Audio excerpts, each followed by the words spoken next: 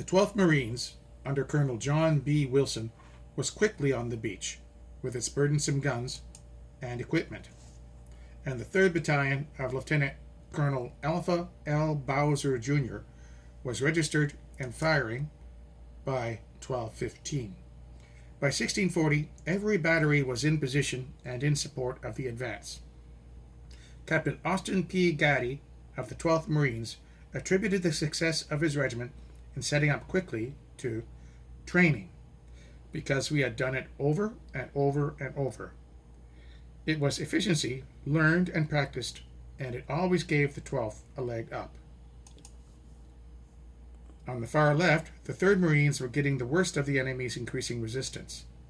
The regiment received intense mortar and artillery fire coming in and on the beaches, and faced the toughest terrain, steep cliffs whose approaches were laced with interlocking bands of Japanese machine gun fire.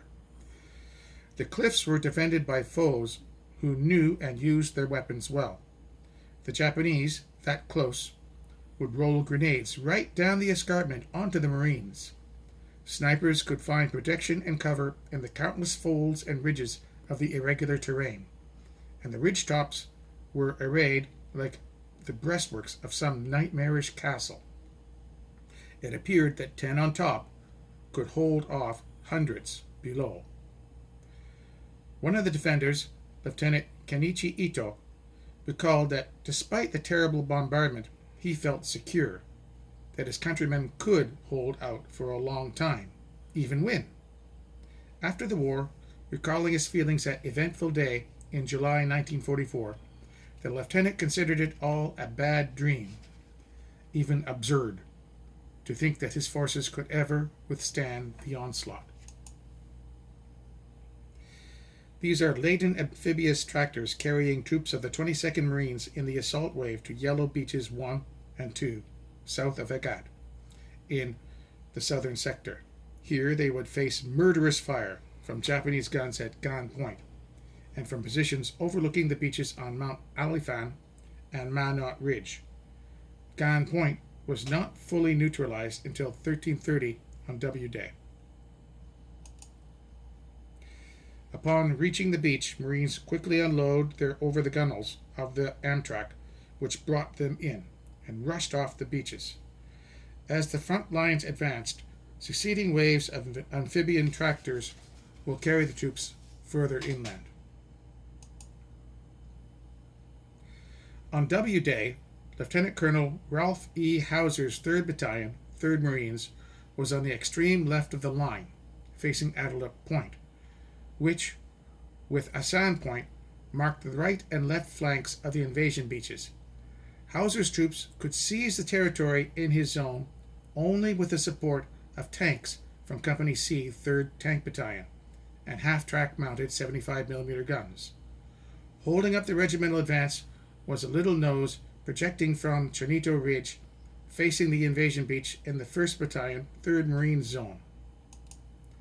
Early on W Day, about 10:45, Captain Gary R. Bunshu's Company A was able to secure a foothold within 100 yards of the crest of this promontory, but could not hold its positions in the face of intense, inflating machine gun fire.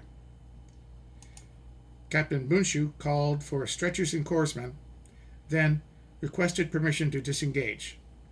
Major Henry Applington II, commanding the 1st Battalion, was unwilling to give up ground in the tight area and told Captain Bunshu to hold what he had.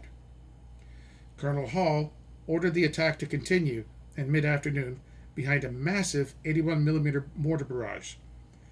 None of the companies of Major Applington's battalion or Lieutenant Colonel Hector Desaya's 2nd Battalion could gain any ground beyond what they already precariously held. Their opponent, the 320th Independent Infantry Battalion, held fast. A couple hours later, Colonel Hall ordered another attack with Companies A and E in the front. Major Applington recalled,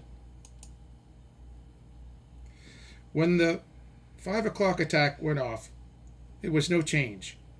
E made little progress, and the gallant men of A Company attacked again and again, reached the top, but could not hold. Gary Bunshu was killed, and the company slid back to the former positions.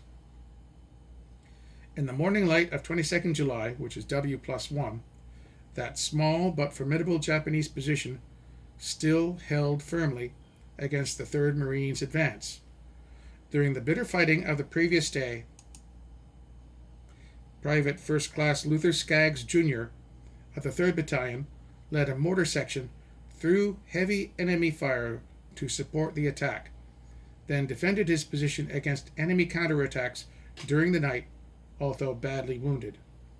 For conspicuous gallantry and bravery beyond the call of duty, he was awarded the Medal of Honor.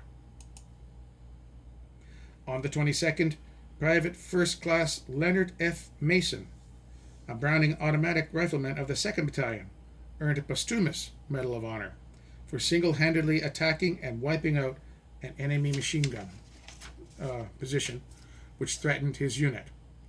Although wounded severely, he rejoined his fellow Marines to continue the attack, but succumbed to his fatal wounds. During the day's bitter fighting, Colonel Hall tried to envelop the Japanese using Companies A and C of Applington's battalion and Company E of Desai's. On regimental orders, Applington kicked it off at 11:50. It also got nowhere at first. Company A got to the top, but was thrown off. Company E was able to move ahead very slowly. Probe after probe, it found Japanese resistance perceptibly weakening.